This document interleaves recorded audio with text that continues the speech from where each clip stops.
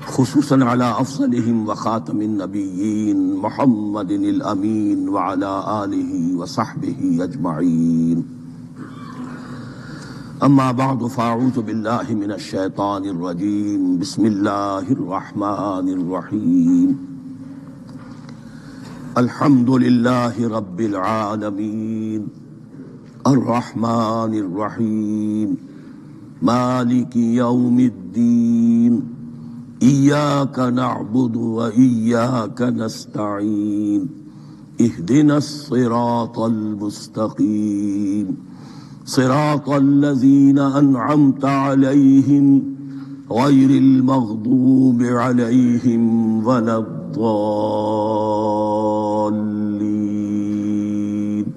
آمين. رب اشرح لي صدري ويسر لي أمري واحلل عقدة من لساني يفقهوا قولي.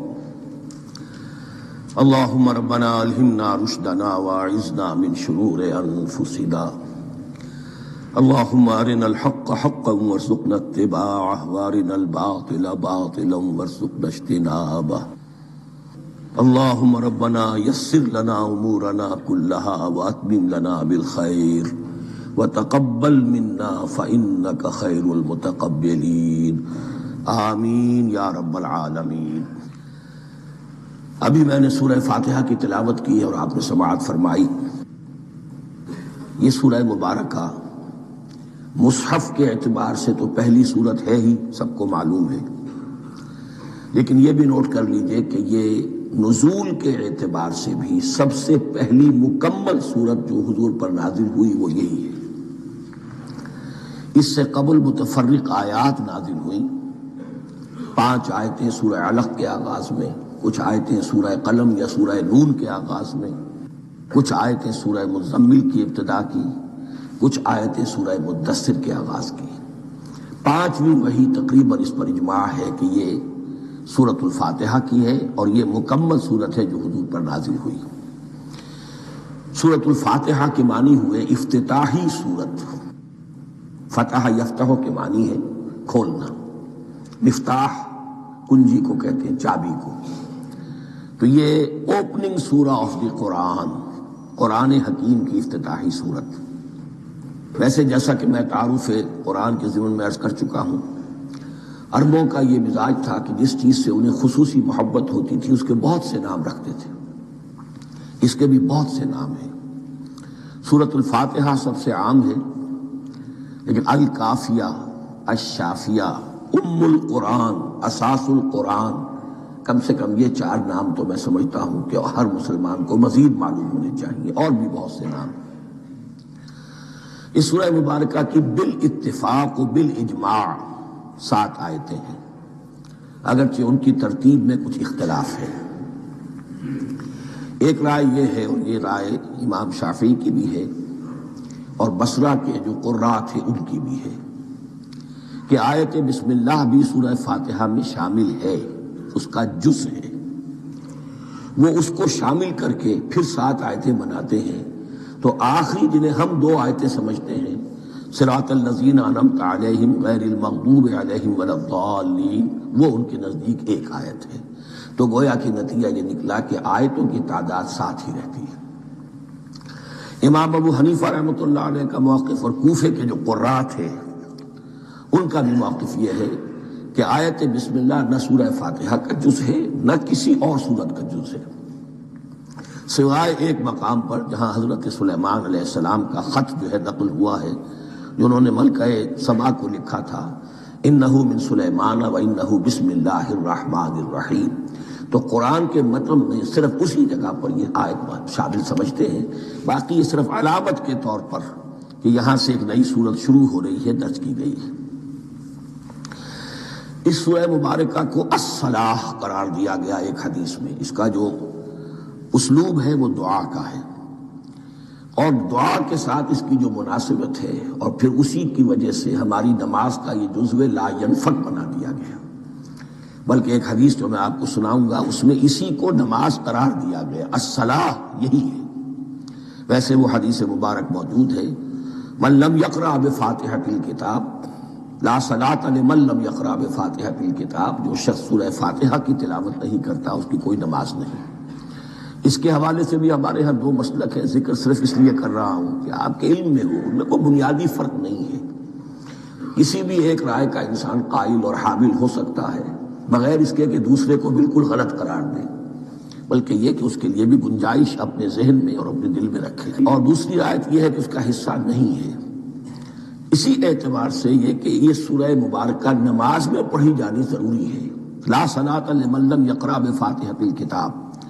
البتہ یہ اختلاف ہے، یہ بات جو میں ذکر کر رہا تھا جو ذہن سے نکل گئی، کہ آیا مقتدی جو ہے امام کے پیچھے کھڑا ہو کر جب نماز پڑھ رہا ہو تو کیا اس صورت میں بھی اس کے لیے لازم ہے کہ سورہ فاتحہ پڑھے؟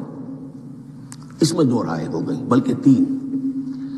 ایک رائے انتہائی ہے اور وہ فقہ حنفی کی طرف منسوب ہے کہ اگر آپ امام کے پیچھے مقتدی کی حیثیت سے نماز پڑھ رہے ہیں تو کسی بھی رکعت میں آپ سورہ فاتحہ نہیں پڑھیں گے۔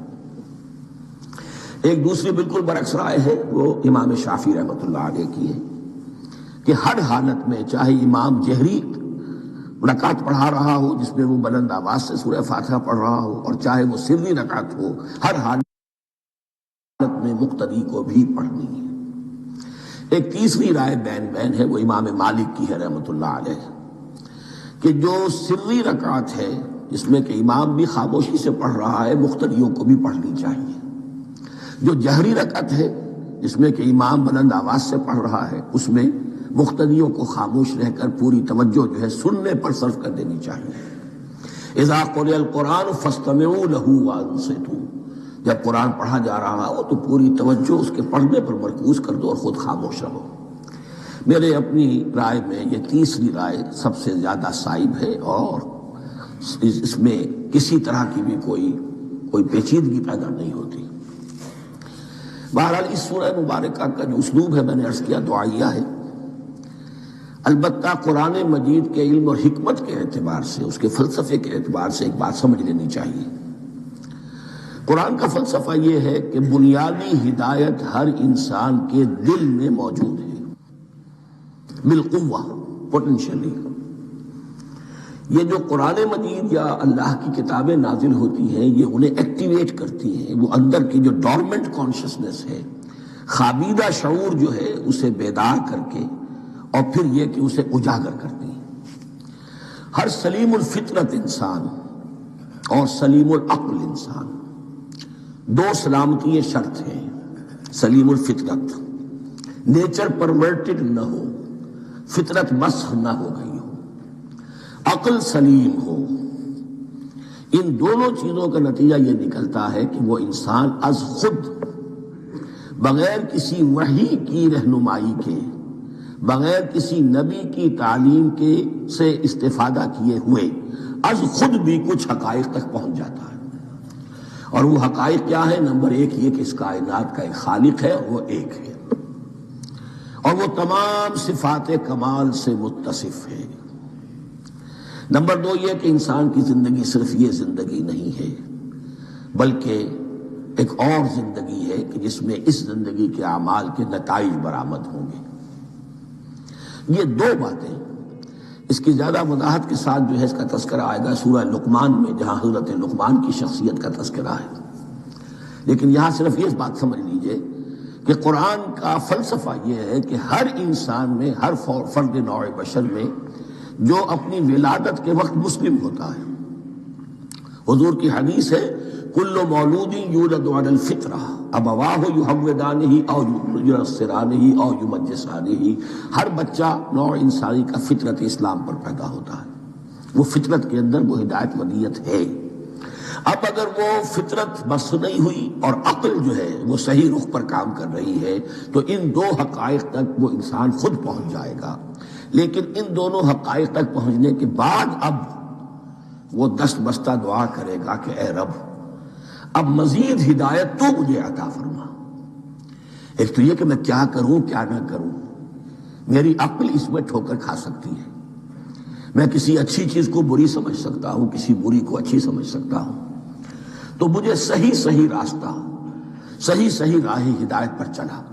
یہ دعا ہے جو انسان کرتا ہے جبکہ وہ ایمان باللہ اور ایمان بالآخرہ تک خود پہنچ چکا ہوتا ہے، اور یہ سمجھتا ہے کہ صحیح زندگی کا رخ یہی ہے کہ جس رب کو میں نے پہچانا ہے کہ وہ اس کائنات کا خالق ہے اور مالک ہے اور رب ہے، میں اس کی بندگی کروں، اس کی اطاعت کروں، اس کا حکم مانوں، اس کے راستے پر چلوں۔ لیکن وہ راستہ کون سا ہے؟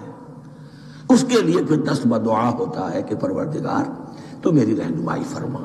یہ مقام ہے کہ جہاں آپ سمجھ لیجئے اپنے آپ کو بھی آج اس جگہ پر تصور کرتے ہوئے پھر اس سورہ مبارکہ کو پڑھیے کہ آپ اس مقام پر اللہ کے فضل و کرم سے پہنچ چکے ہیں کہ اللہ کو آپ نے پہچان لیا اور اس کی توحید کو جان لیا، اس کے جملہ صفات کمال سے آپ واقف ہو گئے۔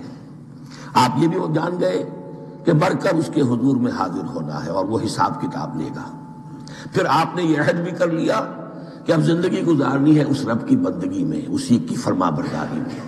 اب یہاں کھڑے ہو کر آپ پوچھتے ہیں کہ اللہ مجھے وہ تفصیلی ہدایت عطا فرما، ایسا نہ ہو کہ کبھی میں کسی راستے پر چلتا ہوا کسی پگڈنڈی پر مڑ جاؤں اور وہ تھوڑی سی جو ڈیویشن ہو میرے راستے کی وہ میری عاقبت کو برباد کر دے۔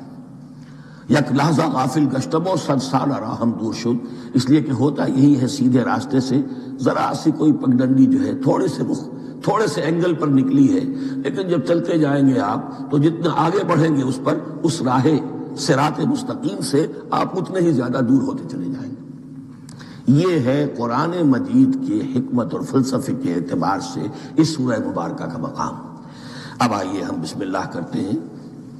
بسم اللہ الرحمن الرحیم، شروع کرتا ہوں میں اللہ کے نام سے جو رحمان اور رحیم ہے۔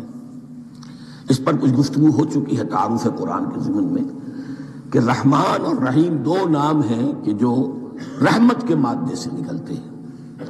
رحمان میں اللہ تعالیٰ کی رحمت کا جوش ہے، جانی کیفیت، طوفانی کیفیت، اور رحیم میں اللہ تعالیٰ کی رحمت کا دوام اور تسلسل۔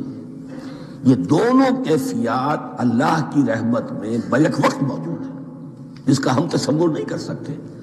ہم سمندر کو دیکھتے ہیں، متلاطم سمندر ہے، اس میں ہیجان ہے، طوفان ہے۔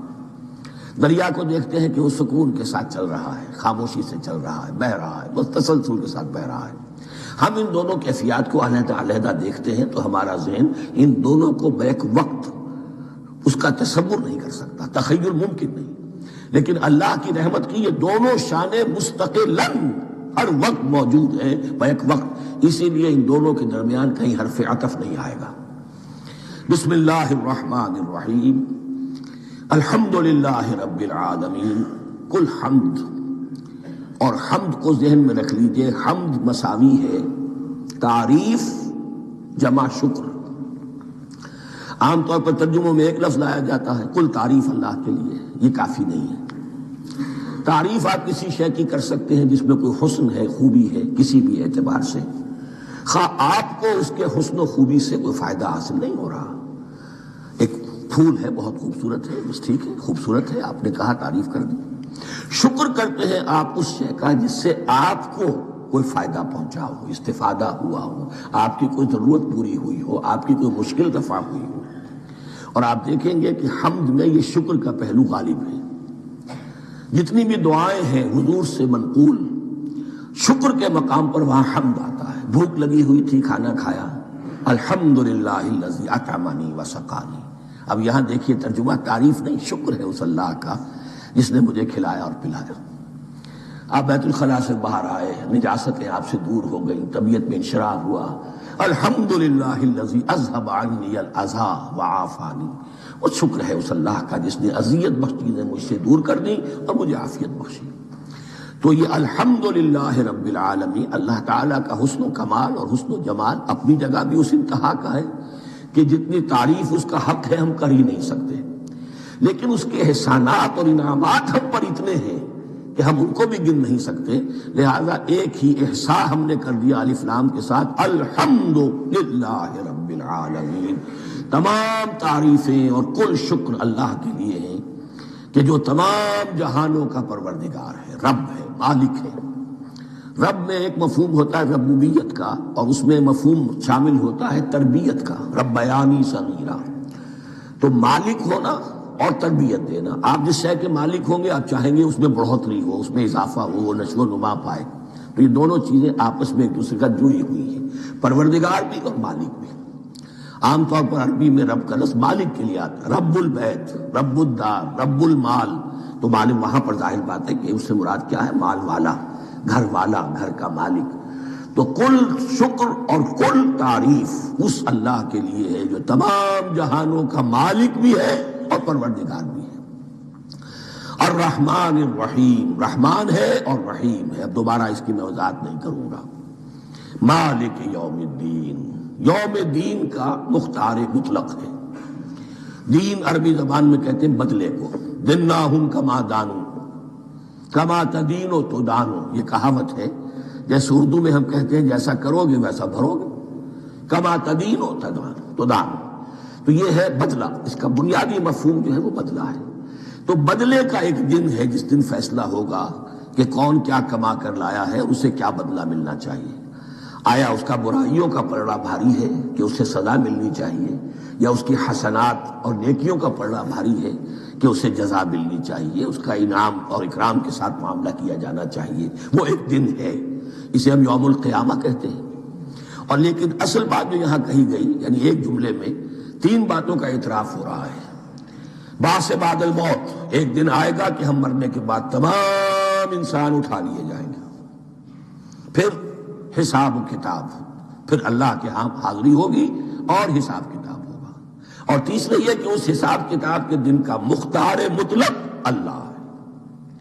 یعنی کسی اور کو اپنے ذہن میں سہارا بنا کر آپ زندگی گزاریں کہ وہ مجھے چھڑا لے گا، یا وہ ہستی جو ہے اتنی زوردار ہے کہ وہ مجھے بچا لے گی. اس سے اپنے دل کو، اپنے ذہن کو بالکل پاک کر لیجئے. مالک یوم الدین، ایک دوسری جگہ پر قرآن میں آیا ہے اس روز کوئی پکارنے والا پکارے گا لمن الملک اليوم للہ الواحد القہار، آج کے دن کس کا اختیار مطلق ہے؟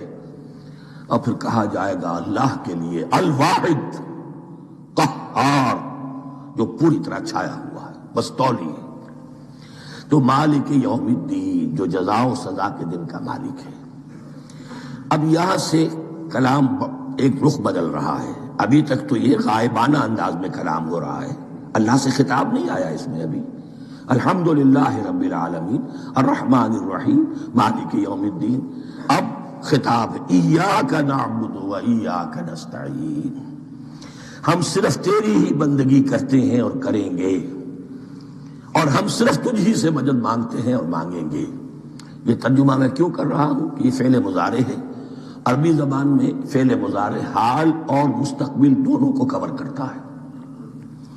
ایاک کا جو ہے مفعول فاعلی جو ہے، مفعول جو ہے اس میں ضمیر مفعولی اسے پہلے لا کر حشر کا مضمون پیدا ہو گیا. ہم تیری بندگی کرتے ہیں نہیں، ہم تیری ہی بندگی کرتے ہیں اور کریں گے. حال میں ترجمہ کیجئے تو یہ اظہار حال ہے، اور مستقبل میں ترجمہ کیجئے تو یہ ایک عہد ہے، قول و قرار ہے، بہت بڑا معاہدہ ہے. وَإِيَّاكَ نَسْتَعِينُ، اور صرف تجھ ہی سے مدد مانگتے ہیں اور مانگیں گے. اس میں بھی حال کا ترجمہ اظہار حال. اللہ کرے کہ واقعی ہمارا حال وہی ہو، جب ہم یہ الفاظ کہتے ہیں تو واقعتاً ہم اس پر پورے اتر رہے ہوں کہ اسی کی بندگی کر رہے ہوں اور اسی سے ساری استعانت اور استمداد کر رہے ہیں. جہاں تک مستقبل کا تعلق ہے وہ پھر ایک عہد ہے. اہدنا الصراط المستقیم، یہ مقام وہ آ گیا کہ یہاں تک تو اے پروردگار ہم پہنچ گئے تیرے فضل سے، تیرے کرم سے. فطرت سلیمہ بھی تیری عطا کردہ تھی، عقل سلیم بھی تیری ودیت کردہ تھی.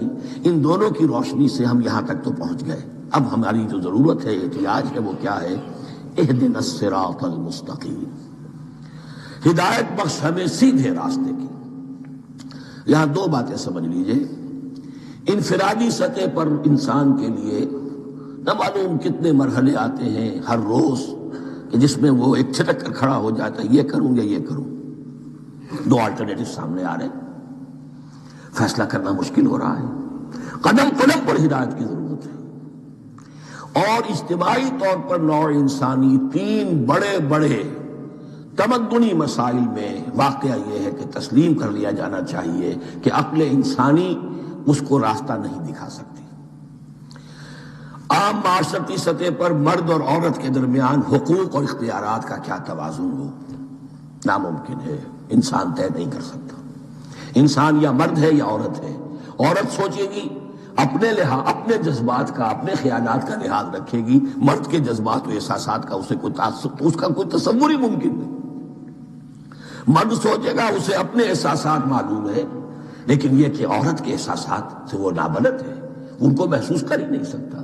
لا محالہ وہ اپنے بارے میں وہ جو بھی نظام بنائے گا اس میں وہ اپنی بالادستی رکھے گا۔ وہ تو ایک ہی ہستی ہو سکتی ہے کہ جو دونوں کی خالق ہے، مرد کی بھی عورت کی بھی، اور اس کو دونوں سے محبت ہے، دونوں کا خیر خواہ ہے، دونوں کا رب ہے، دونوں کو پروان چڑھانا چاہتا ہے۔ اسی طرح فرد اور معاشرہ یا ریاست، حکومت اور ریاست ہمیشہ یہ چاہتی ہے کہ سارے اختیارات ہمارے ہاتھ میں آ جائیں، ٹوٹلیٹیرین سوسائٹی ہو، بس ہم حکم دیں اور لوگ اس پر چلیں۔ افراد یہ چاہتے نہیں، ہمیں آزادی ہونی چاہیے۔ اب آپ دیکھیے کہ دنیا میں کتنے جھگڑے چلتے ہیں اسی پر، فریڈم فریڈم فریڈم۔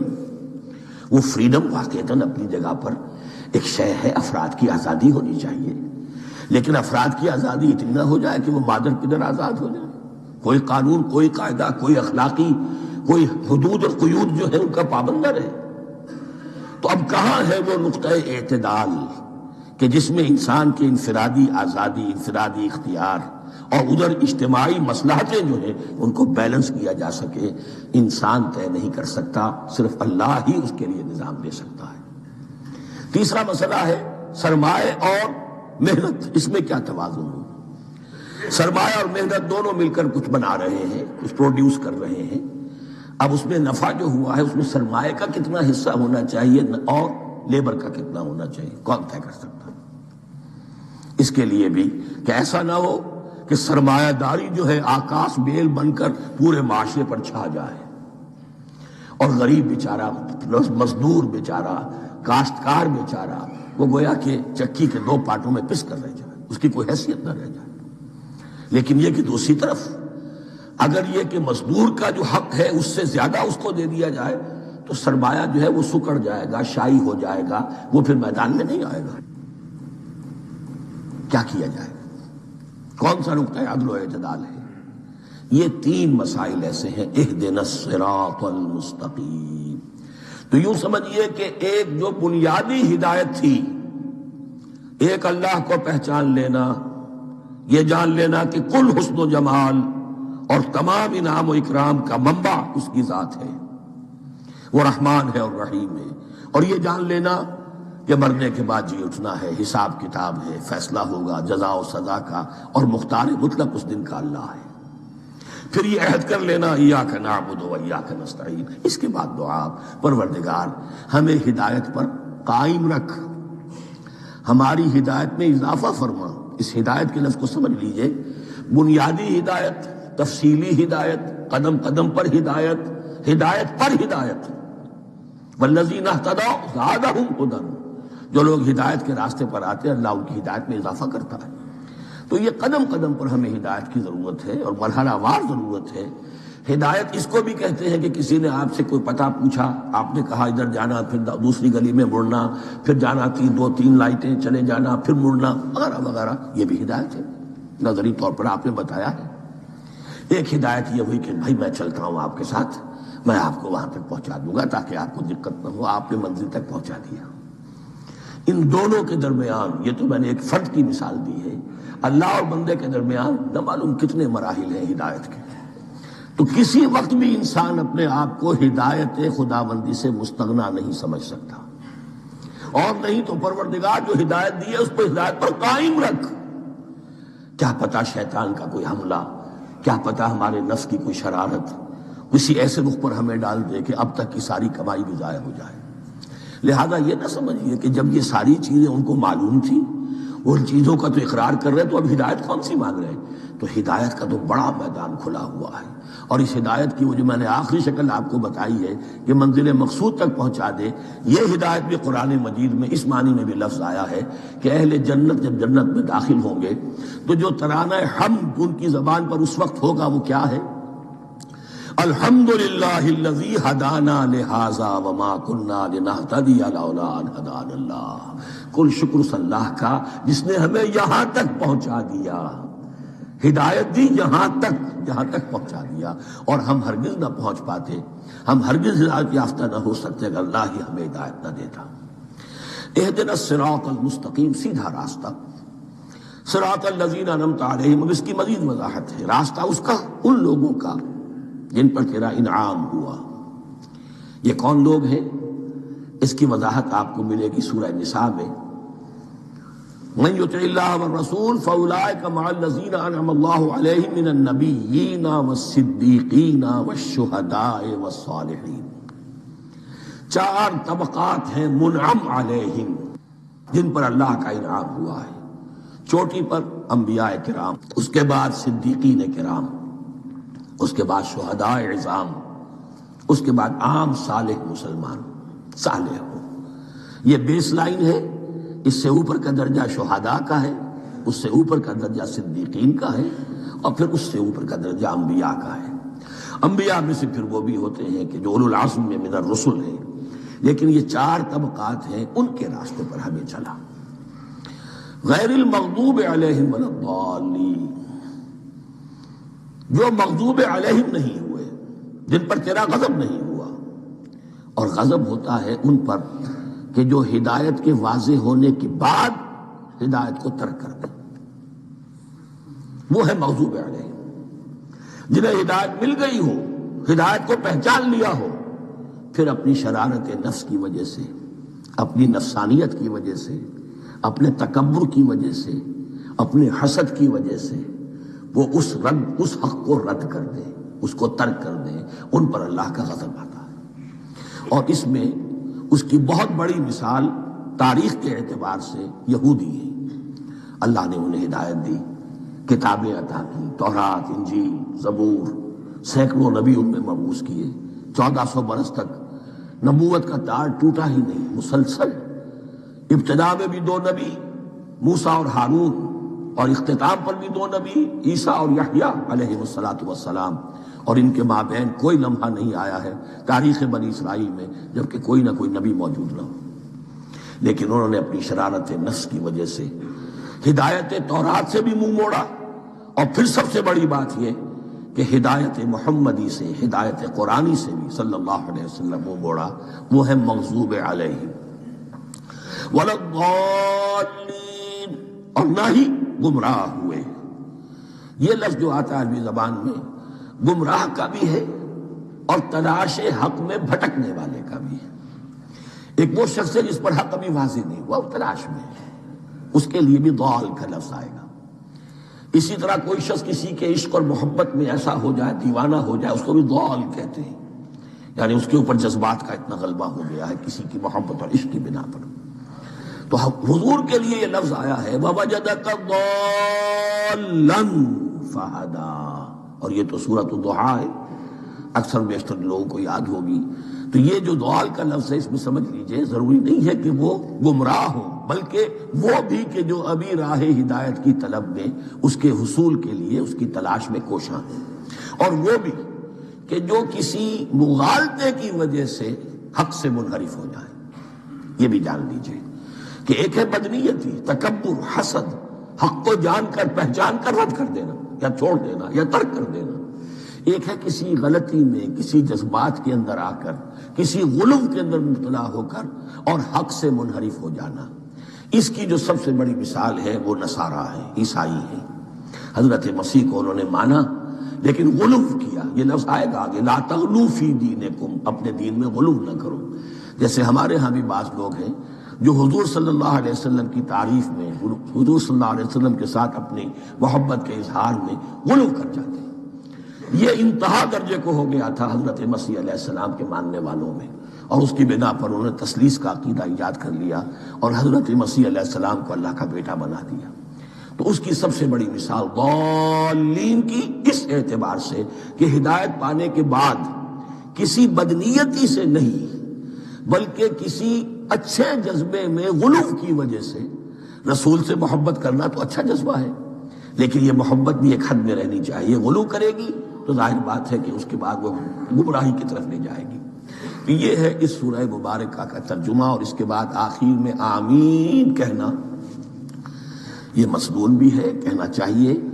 البتہ اختلاف یہاں بھی صرف اتنا ہے کہ نماز میں جب آپ امام کے ساتھ ہیں، وہ اگر جہری قرات کر رہا ہے تو آیا اس کے بعد آپ کو بھی بالجہر کہنا ہے آمین یا نہیں کہنا. یہ اختلاف ہے، ان میں کوئی فرق واقع نہیں ہوتا. یہ چیز متفق علیہ کہ کہنا ہے آمین. بلکہ یہ آمین تو یہودیوں میں ہے، یہ آمین جو ہے یہ عیسائیوں میں بھی ہے. ان کی بھی جو پریئر لارڈس پریئر ہے اس کے بعد آمین، وہ آمین کہتے ہیں. وہ فرق، وہ لفظ ایک ہی ہے. اس لیے کہ عبرانی زبان اور عربی زبان، یا تو ہم یہ کہہ سکتے ہیں کہ دونوں بہنیں ہیں، کوئی ایک مشترک زبان تھی ان کی ماں جس کی یہ دو بیٹیاں ہیں، اور یا یہ کہنا پڑے گا کہ عربی زبان کی ماں جو ہے وہ عبرانی زبان ہے. بہرحال بڑا قریبی رشتہ عربی کا اور عبرانی کا ہے، اس اعتبار سے وہ آمین. اب آپ کو معلوم ہے ہم السلام علیکم وہ کہتے ہیں، وہ سلام کہتے ہیں. فرق کیا ہے؟ وہ تو تلفظ کا فرق ہے. اسی طریقے سے اور بہت سے الفاظ ہیں، میں بعد میں بتا. اب میں اس سورہ مبارکہ کے بارے میں خاص حدیث آپ کو سنانا چاہتا ہوں، اور اسی سے در حقیقت جو امام ابو حنیفہ کا موقف ہے رحمۃ اللہ علیہ، اس کی حقانیت مزید مبرہن ہو جائے گی. یعنی کیا کہ آیت بسم اللہ سورہ فاتحہ کا جز نہیں ہے. سورہ فاتحہ الحمدللہ رب العالمین سے شروع ہوتی ہے. وہ میں آپ کو بتانا بھول گیا کہ جن کے نزدیک یہ سورت کا جز ہے وہ پھر جہری قرات میں بسم اللہ الرحمن بھی بلند آواز سے کہیں گے، اور جن کے نزدیک یہ سورہ فاتحہ کا جز نہیں ہے وہ نہیں کہیں گے، وہ الحمدللہ رب العالمین سے قرات کریں گے. تو کوئی فرق نہیں ہے بنیادی. یہ حدیث جو ہے یہ مسلم شریف میں ہے اور حدیث قدسی ہے. اس کے راوی حضرت ابو ہریرہ ہے رضی اللہ تعالی عنہ، اور اس حدیث نے اس سورت کے مضامین کا نہایت عمدہ تجزیہ کر دیا ہے. حدیث کے الفاظ سن لیجئے: قسمت الصلاۃ بینی و بین عبدی نصفین. اللہ تعالیٰ فرما رہے ہیں، حدیث قدسی ہے، میں نے نماز کو، صلاۃ کو اپنے اور اپنے بندے کے درمیان آدھا آدھا تقسیم کر لیا. فنصفها لی ونصفها لعبدی. اس کا نصف جو ہے وہ میرے لیے ہے اور نصف جو ہے وہ میرے بندے کے لیے ہے. ولعبدی ما سأل. اور جو میرے بندے نے مانگا میں اسے دوں گا، میرا وعدہ ہے، یا میں نے اسے دیا. اس کے بعد اس کی تفصیل آتی ہے. اذا قال العبد، جب بندہ کہتا ہے الحمدللہ رب العالمین، قال اللہ حمدنی عبدی. جب بندہ کہتا ہے الحمدللہ رب العالمین، اللہ فرماتا ہے میرے بندے نے میری حمد کی. وَإِذَا قَالَ الرَّحْمَٰنِ الرَّحِيمِ قَالَ اللَّهُ اثْنَىٰ عَلَيَّ عَبْدِي. جب بندہ کہتا ہے الرحمن الرحیم، اللہ فرماتا ہے میرے بندے نے میری ثنا کی. وَإِذَا قَالَ مَالِكِ يَوْمِ الدِّينِ قَالَ اللَّهُ تَعَالَىٰ مَجَّدَنِي عَبْدِي. میرے بندے نے میری تمجید بیان کی، میری بزرگی بیان کی. اب یہ تین آیتیں ہو گئیں، تینوں میں اللہ کی حمد ہے، ثنا ہے، تمجید ہے. یہ تین آیتیں خالص اللہ کے لیے ہو گئیں. اب چوتھی آیت آئی، ایاک نعبد و ایاک نستعین.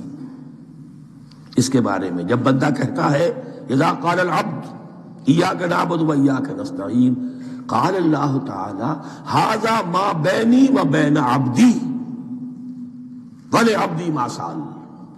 یہ میرے اور میرے بندے کے درمیان ہے. یہ تو یوں سمجھیے کہ یہ گرا لگ گئی ہے میرے اور میرے بندے کے مابین. اس نے مجھ سے قول و قرار کیا ہے، اس نے میری بندگی کا اعتراف کیا ہے، اس نے تسلیم کیا ہے کہ میری ہی بندگی کرتا ہے اور کرے گا، اور مجھ سے مدد چاہیے ہے. ھذا ما بینی و بین عبدی. یہ معاہدہ ہے. معاہدہ دو فریقوں کے مابین ہوتا، یہ میرے اور میرے بندے کے مابین ہے. وَلِعَبْدِي مَا سَأَلَ. اور میں نے اپنے بندے کو دیا جو اس نے مانگا. وہ میری مدد چاہتا ہے، میری مدد اس کے شامل حال رہے گی. فَإِذَا قَالَ. اور جب بندہ کہتا ہے اهْدِنَا الصِّرَاطَ الْمُسْتَقِيمَ صِرَاطَ الَّذِينَ أَنْعَمْتَ عَلَيْهِمْ غَيْرِ الْمَغْضُوبِ عَلَيْهِمْ وَلَا الضَّالِّينَ، قال اللہ تعالی ھذا لعبدی ولعبدی ما سأل. یہ تین آیتیں یہ میرے بندے کے لیے. اهدنا الصراط المستقیم، اسی صراط مستقیم کی وضاحت ہے مثبت. صراط الذین انعمت علیہم، اسی صراط المستقیم کی وضاحت ہے منفی. انداز میں غیر المغضوب علیہم ولا الضالین، یہ سب میرے بندے کے لیے ہے اور میں نے اپنے بندے کو دیا جو اس نے مانگا۔ اس کو میں نے ایک مرتبہ یہ ترازو کی شکل میں اس کو لکھوایا تھا۔ دیکھیے یہ ایاک نعبد و ایاک نستعین، یہ ہے وہ ترازی کی وہ ڈنڈ، واو جو ہے ایاک نعبد و ایاک نستعین، واو جو ہے گویا کہ وہ مٹھ ہے جس سے کہ ترازو کو پکڑا جاتا ہے۔ ادھر ایک پلڑا ہے جس کی 3 آیتیں ہیں، الحمدللہ رب العالمین الرحمن الرحیم مالک یوم الدین۔ اس کا نتیجہ کیا نکلا؟ ایاک نعبد۔ آپ نے شاید یہ سنا بھی ہو، ایک بہت ہی عمدہ قرات کا جو ریکارڈ ہے قاری عبدالباسط عبدالصمد کا، وہ یہیں سے چل کر سورہ فاتحہ کی قرات کر کے ایاک نعبد پر آ کر رکتا ہے، الحمدللہ رب العالمین الرحمن الرحیم مالک یوم الدین ایاک نعبد۔ گویا کہ یہاں یہ صورت بالکل ہاف ہو گئی ہے، 3 آیتوں میں اللہ کی حمد ہے، ثنا ہے، تمجید ہے، جس کا نتیجہ ہم تیری ہی بندگی کرتے ہیں، تیری ہی اطاعت کریں گے۔ لیکن اب اس کے بعد سوال ایاک نستعین، اسی کی جو استعانت کیا درکار ہے ہمیں؟ ہدایت۔ ہدایت سب سے بڑی استعانت ہے، ہدایت ہی تو سب سے بڑی مدد ہے۔ اہدنا الصراط المستقیم صراط الذین انعمت علیہم غیر المغضوب علیہم ولا الضالین، یہ ایاک نستعین کے حکم کے ساتھ یہ 3 آیتیں آ گئیں، اہدنا الصراط المستقیم صراط الذین انعمت علیہم غیر المغضوب علیہم ولا الضالین، قسمت الصلاۃ بینی و بین عبدی نصفین فنصفها لی ونصفها لعبدی ولعبدی ما سأل۔ اللہ تعالیٰ اس سورہ فاتحہ کا جو اصل مفہوم ہے وہ بھی ہمارے ذہنوں پر، ہمارے شعور کی سطح پر اسے اجاگر کیے رکھے، ہمیں توفیق دے کہ جب بھی پڑھیں، جب بھی سنیں تو وہ کیفیت اگر ہو جائے، اس لیے کہ ایک حدیث ہے کہ الصلاۃ معراج المومنین، نماز تو اہل ایمان کے حق میں معراج کے درجے میں ہے۔ اس حوالے سے ہم یہ سمجھ سکتے ہیں کہ کوئی وقت ایسا آ سکتا ہے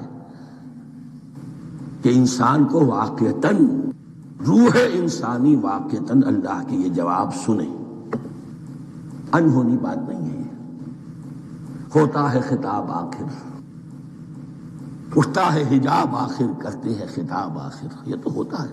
مخاطبہ الہی، یہ تو میں نے عرض کیا کہ ثابت ہے، مخاطبہ، محادثہ اور تحدیث، اللہ بندوں سے کلام کرتا ہے۔